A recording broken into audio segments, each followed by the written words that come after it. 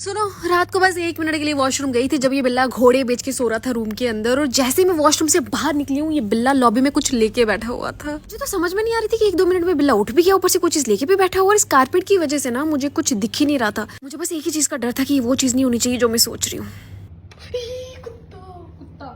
जिसका डर था वही हुआ। कटी हुई फड़फड़ाती हुई दुम दिखी है मुझे बस इस चीज का डर था कि रात के 1 बजे मैं बाहर कैसे जाऊंगी इसको फेंकने। अभी मैं बस दुम फेंकने के लिए घबराई हुई थी कि मुझे छिपकली भी दिख गई। छिपकली का बच्चा था और जिस हालत में वो था ना, मत पूछो।